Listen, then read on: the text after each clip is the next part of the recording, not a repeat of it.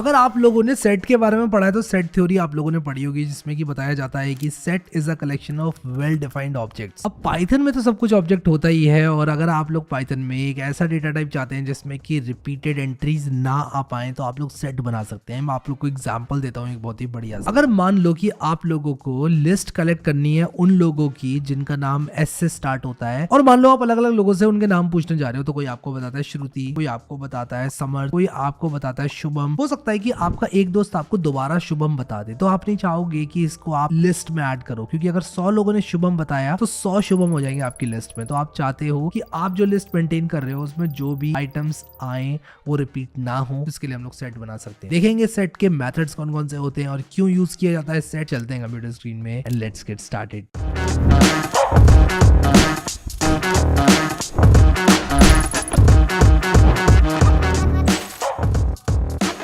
आप में से कई लोगों ने मैथमेटिक्स में पढ़ा होगा कि set is a collection of well defined objects. Well Python में भी सेट्स कुछ इसी तरह के होते हैं।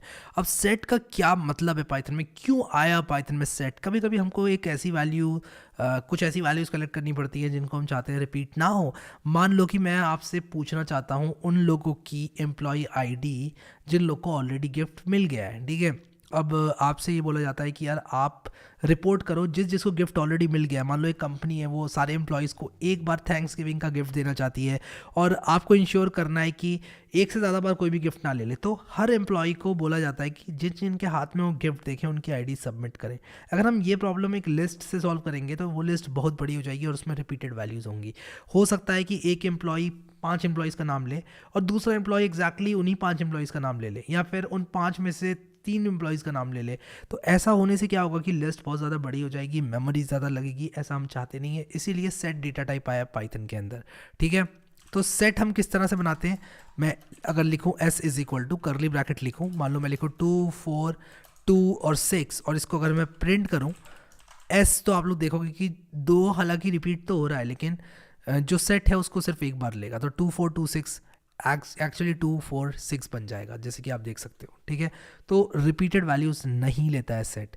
तो वेल डिफाइंड ऑब्जेक्ट्स का सेट है ये। Set is a collection of well defined objects, ठीक है। और अगर मैं बात करूँ यहाँ पर सेट के बारे में, बहुत सारे मेथड्स होते हैं इसके। आप इसमें वैल्यूज़ को ऐड कर सकते हो, सब कुछ वो कर सकते हो जो आप लिस्ट के साथ करते हो in a very similar fashion, except the fact कि वैल्यूज़ रिपीट नहीं हो सकती, ठीक है। तो sets are unordered collection of data items. यहाँ पर वर्ड अनऑर्डर्ड बहुत ज़्यादा इंपॉर्टेंट है, क्योंकि ये ऑर्डर मेंटेन नहीं करता है। आप कभी भी ये उम्मीद नहीं रख सकते कि पहले 2 आ रहा है फिर उसके बाद 4 आ रहा है तो उसके बाद 6 आएगा। ये ऑर्डर मेंटेन करने की कोई गारंटी नहीं है, ठीक है।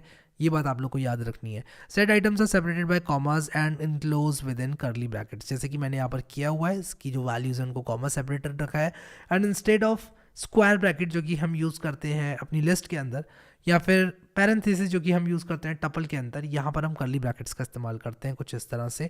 और इससे पता चलता है पाइथन इंटरप्रेटर को कि हम लोग सेट की बात कर रहे हैं।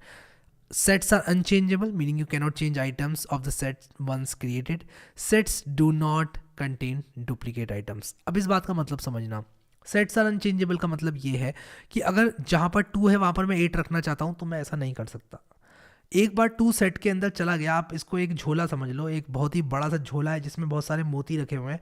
एक मोती आपने डाल दिया अगर तो वो झोले में मिक्स हो गया फिर, ठीक है। अब उसको आप नहीं ढूंढ के चेंज कर सकते, रिप्लेस नहीं कर सकते, ठीक है।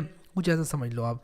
अब यहाँ पर इसमें ज़रूरी नहीं है कि सेट में लिस्ट की तरह, जैसे कि लिस्ट में भी हमने देखा था कि अलग अलग डेटा टाइप की वैल्यूज़ आ सकती हैं, यहाँ भी आ सकती हैं, ठीक है। तो आप देखो कार्ला 19, फॉल्स 5.9, 19, तो 19 जो है सिर्फ एक बार आएगा, ठीक है। अब 19 स्टार्टिंग में भी आ सकता है, 19 एंड में भी आ सकता है। ऑर्डर मेंटेन करने की कोई गारंटी नहीं होती पाइथन की, ठीक है।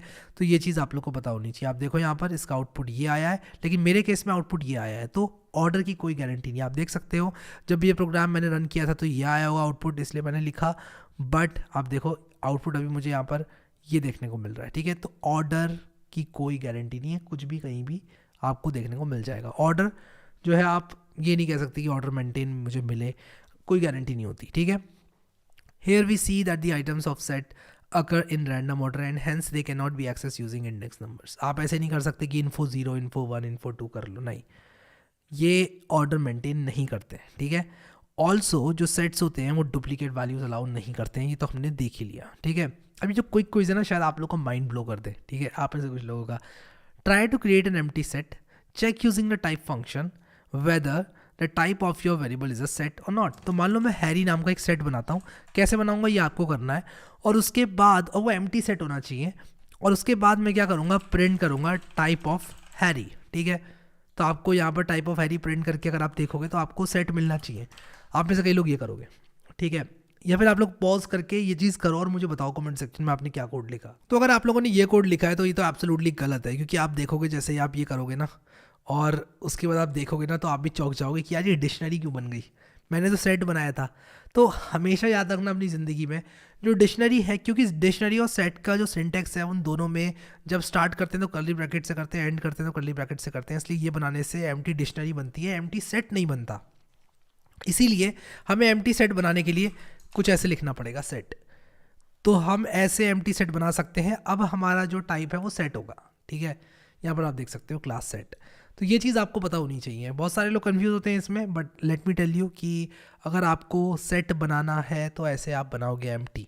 ठीक है, अब एक्सेस कैसे कर सकते हो आप सेट आइटम्स को, ये भी मैं आपको बता दूँ। एक फॉर लूप की सहायता से मैं कह सकता हूँ for value in info print value and that set. ठीक है, फॉर इन लूप आप यूज़ कर सकते हो सेट के साथ। इसको रन करूंगा तो कार्ला 19 ये किसी भी ऑर्डर में आपको देखने को मिलेंगे।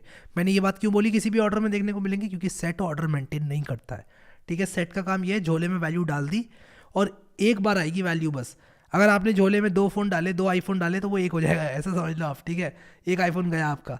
तो इसीलिए आप लोग जो है जब भी वैल्यूज़ ऐड कर रहे हो सेट के अंदर वो रिपीटेटिव आपको देखने को नहीं मिलेंगी कभी भी। ठीक है, तो ये चीज़ आपको मालूम होनी चाहिए। तो ये देखो आउटपुट मेरा कुछ और आ रहा है, यहाँ पर कुछ और दिख रहा है। हो सकता है आप रन करो तो कुछ और हो। ऐसा इसलिए होगा क्योंकि सेट में हमको जो वैल्यूज़ हैं उनका ऑर्डर मेंटेन करके नहीं देता है पाइथन। ठीक है, तो ये चीज़ आपको मालूम होनी चाहिए। अगर आपने अभी तक जो है ये एक्सेस नहीं करी है प्लेलिस्ट, तो इसको ज़रूर करना, क्योंकि अगले वीडियो में मैं सेट्स के बारे में और भी खुलासे आपको बताने वाला हूँ। सेट्स के बारे में मैं आप लोग को बताऊँगा कि कौन कौन से मेथड्स हैं, किस तरह से यूनियन इंटरसेक्शन वगैरह निकाला जाता है। अगर आपने सेट थ्योरी पढ़ी है तो आपको पता होगा मैं किस बारे में बात कर रहा हूँ, और अगर नहीं पढ़ी है ना तो अगले वीडियो में मिलना आपको। यूनियन क्या होता है, इंटरसेक्शन क्या होता है, ये सब आप लोग को मैं अगले वीडियो में क्लियर कर दूंगा। अभी के लिए इस वीडियो में इतना ही गाइस। अगर आपने प्लेलिस्ट एक्सेस नहीं करी तो इसे बुकमार्क और सेव कर लें। Thank you so much guys for watching this video and I will see you next time.